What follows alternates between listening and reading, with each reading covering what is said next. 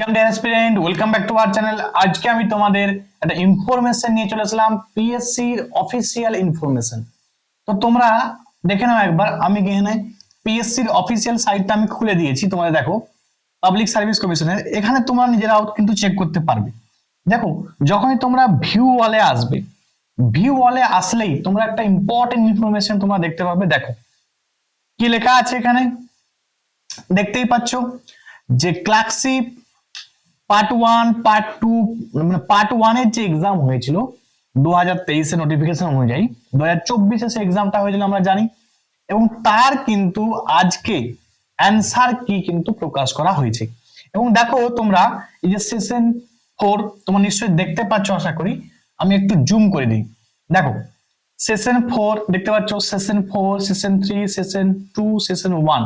তোমরা যারা এটা এই অফিসিয়াল সাইটটা মানে খুঁজে পাচ্ছ না, তারা কিন্তু আমার টেলিগ্রাম গ্রুপে যুক্ত হয়ে যাবে, বা আমাকে আমার যে নিচে হোয়াটসঅ্যাপ নাম্বার আছে, ঠিক আছে, ওই হোয়াটসঅ্যাপ গ্রুপে যুক্ত হয়ে যাও। আমি সেখানে কিন্তু দিয়ে দেবো, তোমরা কিন্তু চেক করে নিতে পারবে নিজেরাও। ঠিক আছে, দেখো আমি তাহলে এটা যখন আমি ক্লিক করব, দেখো ক্লিক করলেই এখানে কিন্তু তোমরা দেখতে পাবে ডাউনলোড হচ্ছে এটা। দেখো এই দেখো, এই যে তোমাদের অফিসিয়াল অ্যান্সার কি এটা কিন্তু প্রকাশিত হয়েছে ক্লার্কশিপের পার্ট 1 এর। তোমরা দেখতে পাচ্ছ প্রত্যেকে। এবারে দেখো, তোমরা নিশ্চয়ই জানো যে ডেট অফ এক্সামটা কত তারিখে হয়েছিল, 17/11/2024। 17ই নভেম্বর এই এক্সামটা হয়েছিল, তার কিন্তু এটা অ্যান্সার কি প্রকাশিত হয়েছে।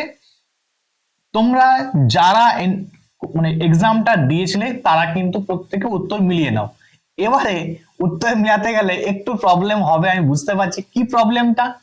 দেখো পিএসসির আগে উচিত ছিল, কি উচিত ছিল না, ওয়েমারটা পাবলিশ করা।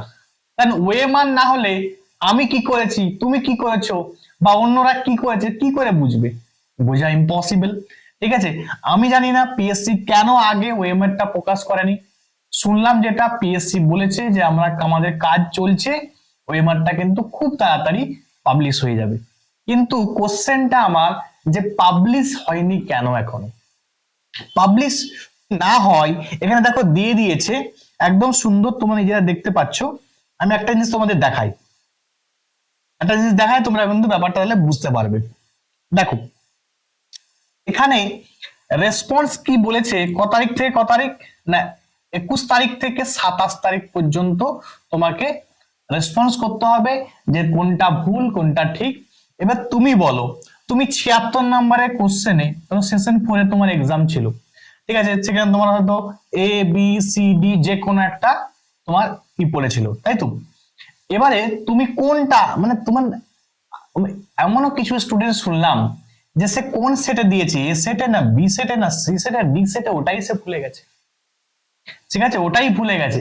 এবার তাহলে এই জন্যই বলছি, যদি ওয়েমারটা পাবলিশ না করে সে সেটা বুঝবে কি করে, কোনটা রেসপন্স করবে? এবারে একটা উপায় আছে তোমাদেরকে আমি বলবো, উপায়টা এই উপায়টা ফলো করে তোমাদের আমি দেখিয়ে দিচ্ছি কি করবে তোমরা। এই কন্ডিশনে তো তোমাদের কিছু না কিছু রেসপন্সটা করতে হবে। তুমি যদি রেসপন্স না করো তাহলে কিন্তু ভুলটা ভুলই থেকে যাবে। ঠিক আছে, এবার এখানে উপায় কি?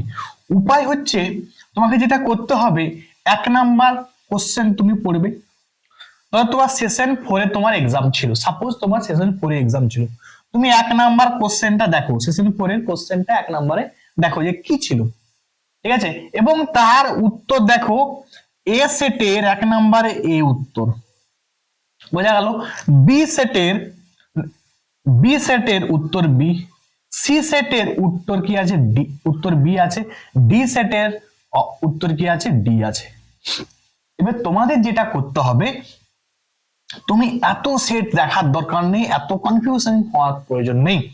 তুমি 1 নাম্বার কোশ্চেন দেখবে, এ সেটে জাস্ট একে নিবে, একে নিয়ে ভাববে। ঠিক আছে, যে এ সেটে কত আছে, এ আছে। এবার তুমি দেখো যে এটা তোমার যে ইনফরমেশন, মানে তোমার যে নলেজ, তুমি এতদিন পড়াশোনা করছো বিভিন্ন বই ধরে, তাই তো?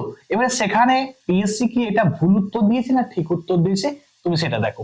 তারপর দেখা গেল 2 নাম্বার কোশ্চেন, দেখো এ সেটের কি উত্তর নিয়েছে, বি। 3 নাম্বার, এরকম করে দেখো 4 নাম্বার কোশ্চেন নিয়েছে কি, সি উত্তর নিয়েছে। ঠিক আছে, এ সেটের। তো এই রকম করে তুমি প্রত্যেকটা সেটের, ঠিক আছে, এ বি মানে তোমার সেশন যেটা আছে তুমি একটা সেটেরই ধরো, প্রত্যেক সেটের ভাবার দরকার নেই, একটা সেটের ভেবে তুমি কিন্তু দেখে নাও যে পিএসসি উত্তর ভুল দিয়েছে না ঠিক দিয়েছে। যদি ভুল দেই, ঠিক আছে, তখন তুমি কি করবে, ওই জায়গাগুলোতে রেসপন্স করে দাও। এতে কি হবে, এতে তুমি নিজে উপকৃত হবে, তার সঙ্গে সঙ্গে অনেক মানে পরীক্ষার্থী আছে তারাও কিন্তু এই এক্সাম গুলো দিয়েছে, তারাও কিন্তু উপকৃত হবে। ঠিক আছে, মানে তোমার যদি সাপোজ দেখা যায় যে দেখা গেল তোমার 76 নম্বরে তুমি কোশ্চেন তোমার ছিল, সেই 76 নম্বর অনুযায়ী উত্তর এ সেটের উত্তর হওয়ার কথা বি, কিন্তু তুমি বি করে এসেছো, বাট এখানে উত্তর কি নিয়েছে এ। সাপোজ আমি একটা এক্সাম্পল দিলাম। তো তুমি যদি এটাকে রেসপন্স করো বি, তাহলে কিন্তু পিএসসি ওটা কিন্তু চেঞ্জ করবে। আর তুমি যদি রেসপন্স না করো তাহলে কিন্তু পিএসসি চেঞ্জ করবে না। এই জন্য বলছি যে যদি তোমাদের মনে হয় যে আমরা রেসপন্স করব, তোমরা কিন্তু এইভাবে রেসপন্স করতে পারো আমি যেভাবে তোমাদের শেখালাম। ঠিক আছে, তো আজকে এই ভিডিওটা তোমাদের কাছে আমি দিলাম, প্রোভাইড করলাম। তোমরা আমাকে কমেন্টে জানাবে যে ওএমআর শিট এটা দেওয়া উচিত না উচিত নয়। আমার তো মনে হয় যে 27 তারিখের মধ্যে ওএমআর শিটটা পাবলিশ করা উচিত, নাহলে একটা স্টুডেন্ট কিন্তু বুঝতে পারবে না যে সে কোন সেটে এক্সাম দিয়েছিল, এক নাম্বার এবিসিডির মধ্যে। সেশন তো মনে থাকবে যে আমি এই সেশনে যে এক্সাম দিয়ে এসেছি, বাট কিন্তু সেট ভুলে যাওয়ার সম্ভাবনা থাকে কিন্তু। ঠিক আছে, অনেক স্টুডেন্ট বলবে স্যার আমাদের মনে আছে, তাদের কথা আমি ভাবছি না। ঠিক আছে, যারা ভুলে গেছে তাদের কথা আমি ভাবছি। ঠিক আছে, তো চলো আজকে এখান পর্যন্ত। তোমরা কিন্তু কমেন্টে জানাবে এবং বলবে যে পিএসসির ওএমআর শিটটা দেওয়া উচিত না উচিত নয়। ঠিক আছে, আজকে এখান পর্যন্ত। Thanks for watching.